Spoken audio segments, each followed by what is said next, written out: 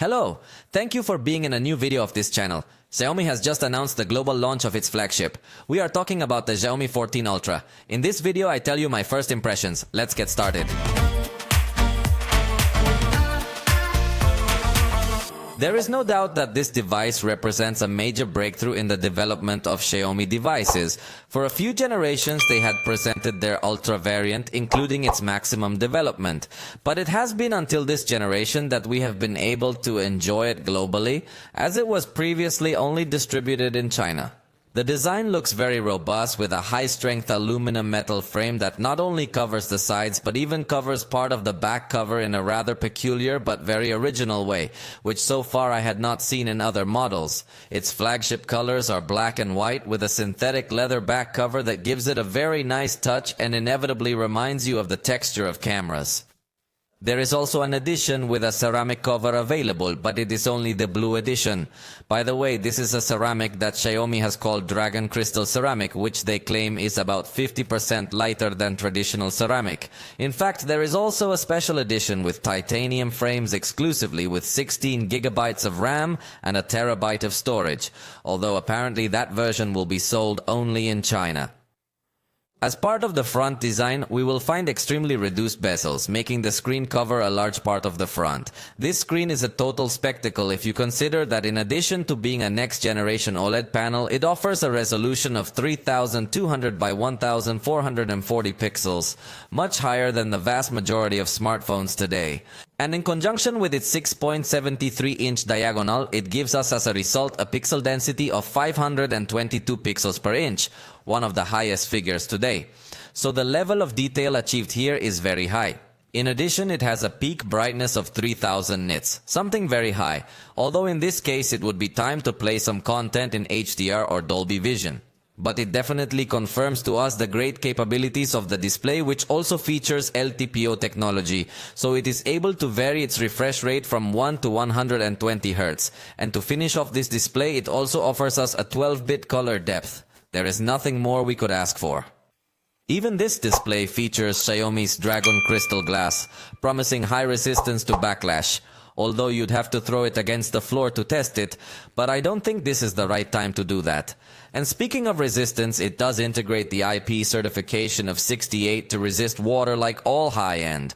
Like all high-end, this device doesn't feel too light or too thin. In fact, to be exact, it is 9.2 millimeters thick and weighs 224.4 grams. This for the leatherette version. It obviously features stereo sound, which is sure to be of very good quality, and it arrives without a headphone jack, which should come as no surprise.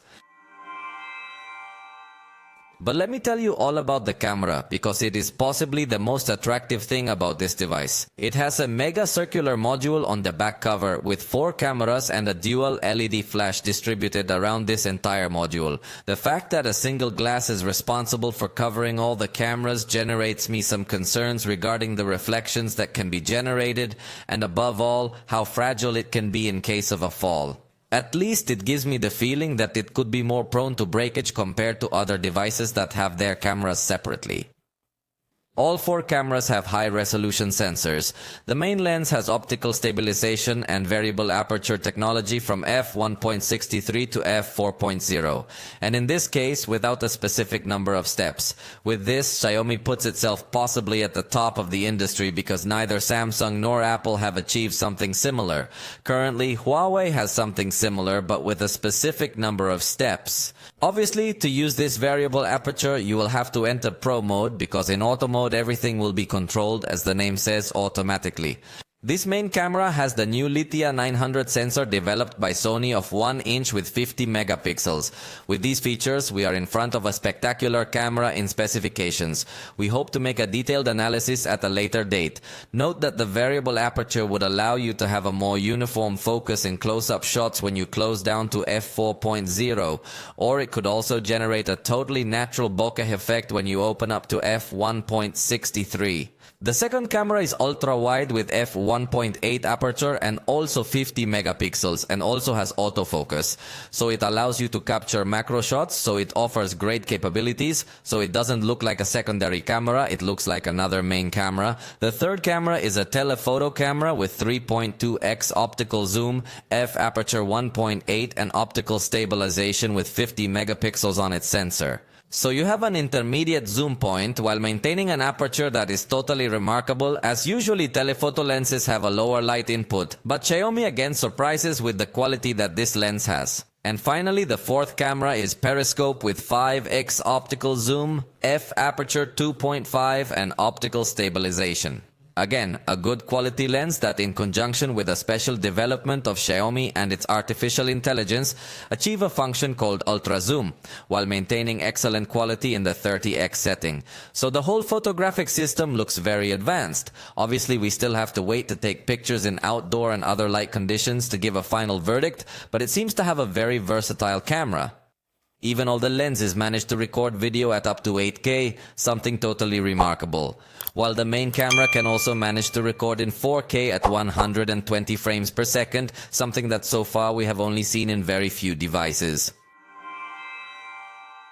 At the software level, the camera features some Leica touches, such as photo styles, portraits, and color treatment in addition to the traditional watermark. Although the Leica brand apparently cannot be used by Xiaomi in Latin America and other regions, so the availability of these options could vary. Also, in collaboration with Qualcomm, they announced artificial intelligence news as to expand the photographs in a very simple way, and even create completely new portraits by creating a model of your person, but we'll see that when we have the device in our hands to do a review. And speaking of software, it comes with HyperOS, the renewed Xiaomi system where they promise to eliminate bugs. For the moment, it looks optimized when navigating the system, although it is still very reminiscent of MIUI, but the part that has undergone more changes will be the lock screen, where you can now have a higher level of customization. Inevitably, it is very reminiscent of the iPhone, as you can even have several custom covers for your lock screen and you can easily swap them around. It detects the depth of photos to adjust the distance from the watch as well.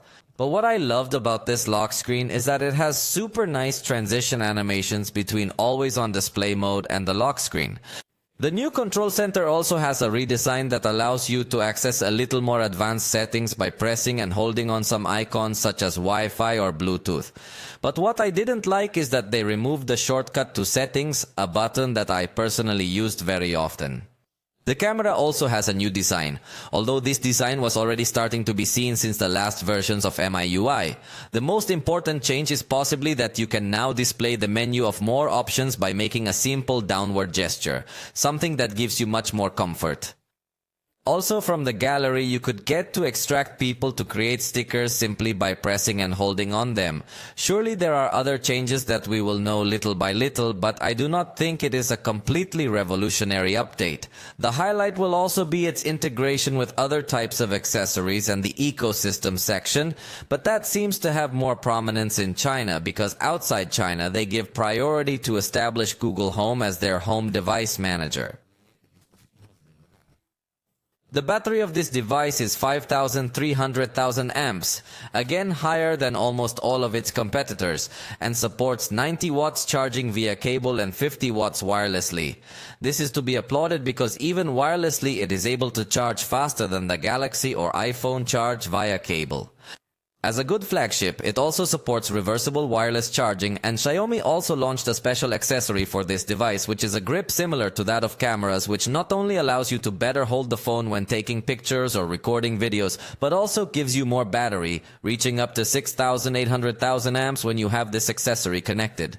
Although we would have to wait to know if this accessory will have global distribution or it will only be sold in China.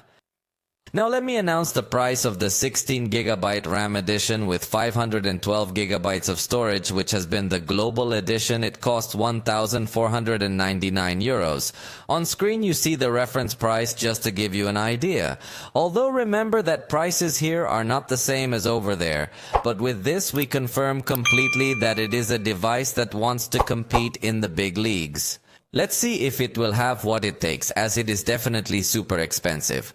Globally, it will arrive only in black and white colors with the synthetic leather cover, so the blue edition will remain exclusive to China. Similarly, the titanium edition will remain only in China. And its processor, unsurprisingly, is the Snapdragon 8 Gen 3, so performance is expected to be very high. But this has just been an initial glimpse. We hope that soon it will be launched in our country to be able to make a full and detailed review. For now, we have reached the end of this video. If you liked it, you know you can let us know, and we'll see you next time.